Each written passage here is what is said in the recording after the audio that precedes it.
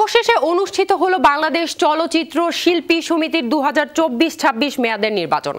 সকাল 9টায় শিল্পী সমিতির কার্যালয়ে ভোট গ্রহণ শুরু হয়, চলে বিকেল 5টা পর্যন্ত। এই মুহূর্তে চলছে ভোট গণনা। গঠনতন্ত্র অনুযায়ী গণনা শেষে আজই ফলাফল প্রকাশ করা হবে।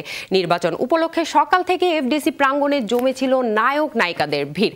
তবে এবারের নির্বাচনে ভোট দিতে পারছেন না ঢাকায় সিনেমার জনপ্রিয় এক ঝাঁক তারকা অভিনয় শিল্পী। ব্যক্তিগত কাজে দেশের বাইরে অবস্থানের কারণে ভোট দিতে পারছেন না তারা। 21 সদস্য বিশিষ্ট কমিটির এই নির্বাচনে দুটি প্যানেল থেকে 48 জন প্রার্থী প্রতিদ্বন্দ্বিতা করছেন। এর মধ্যে সভাপতি পদে লড়ছেন একসময়ের জনপ্রিয় নায়ক মাহমুদ কলি ও খলনায়ক অভিনেতা মিশা সওদাগর। আর সাধারণ সম্পাদক পদে গেল আসরের মতো এবারও প্রার্থী হয়েছেন চিত্রনায়িকা নিপুণ আক্তার। তার বিপরীতে দাঁড়িয়েছেন অভিনেতা মনোয়ার হোসেন ডিপজল। আগামী 2 বছরের জন্য চলচ্চিত্র শিল্পীদের নেতা অভিভাবক কে হবেন তা জানতে এখন সময়ের ব্যাপার মাত্র।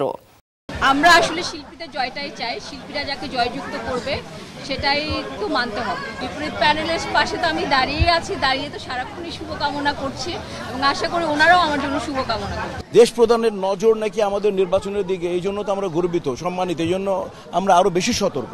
এখন পর্যন্ত আমি কোনো কিছু প্রবলেমেটিক কোনো কিছু পাইনি, আর পেলে তো ইনশাল্লাহ আপনার এতগুলো বাংলাদেশের সমস্ত শীর্ষস্থানীয় অনলাইন বলি বা মনে করেন যে চ্যানেল বলি সবাই আছেন, আপনারাই তো বলবেন, আমরা সেটা জেনে যাবো। এটা একটা স্পোর্টে এটা একটা খেলা, যে জিতবে তাকে মালা পরিয়ে দিতে হবে।